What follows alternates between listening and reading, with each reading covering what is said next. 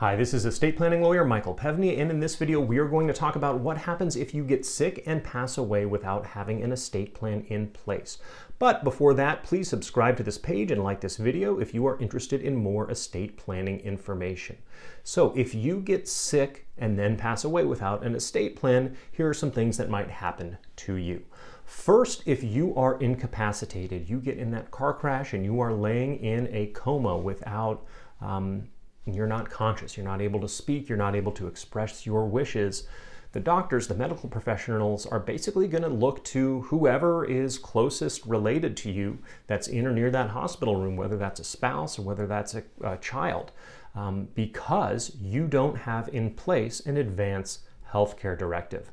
Now remember, an estate plan is not just a will or a trust. There are other documents, and one of these key documents to have in place is an Advance Healthcare Directive that does a couple of things. First, it nominates somebody to be your healthcare representative, somebody that can make medical decisions on your behalf. And also, it tells the medical professionals what your end-of-life decisions are. Do you want to be hooked up to life support systems for as long as possible? Or if there is no reasonable chance of you recovering, do you want to pass peacefully?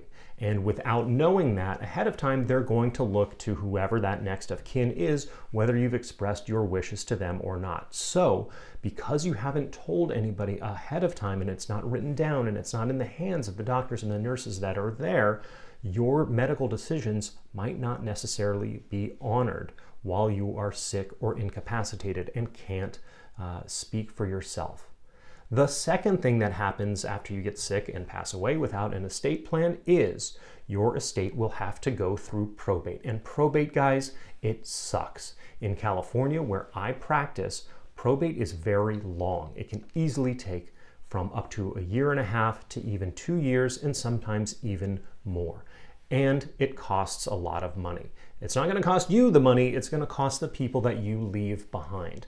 And I'm talking a spouse, I'm talking kids, and I'm talking other loved ones. Because you haven't stated what your wishes are, it can also cause some infighting, some family infighting. So take a situation where, let's say you don't have a spouse anymore, they've either passed away or you're no longer with them, you have 3 kids, you pass away, you own a home.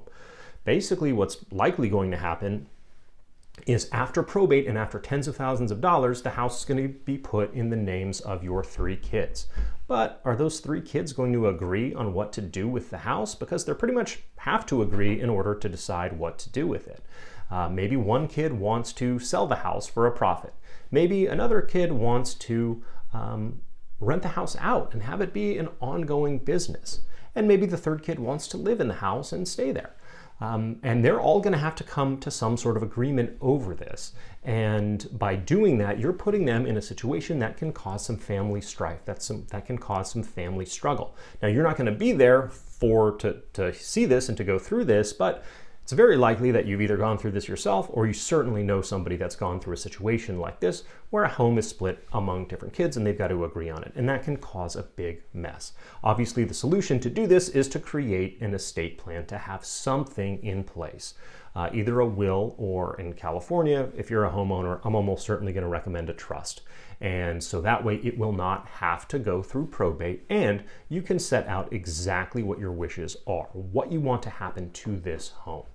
And finally, for people that have young kids, for people that have minor children under the age of 18, without an estate plan, you are going to have no say at all in what happens to them, in who they're going to live with, and into who their guardians are going to be. Now, only a judge can appoint a guardian, but when we create a complete estate plan, we always put in there provisions for who we want that guardian to be.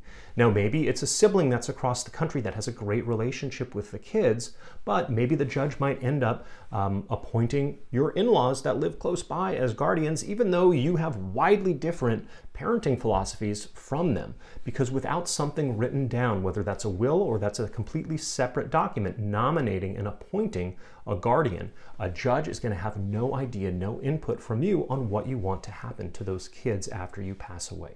So those are the things that can happen if you get sick and then pass away without an estate plan. Your medical wishes may not necessarily be honored. Your estate will have to needlessly go through probate. It may cause family squabbles, and if you have kids under the age of 18, you're going to have no say in who takes care of them. So if you are interested in estate planning, you can set up a time to meet with me for free if you live in California by going to ocestateplanlawyer.com. Thanks for your time and thanks for your attention.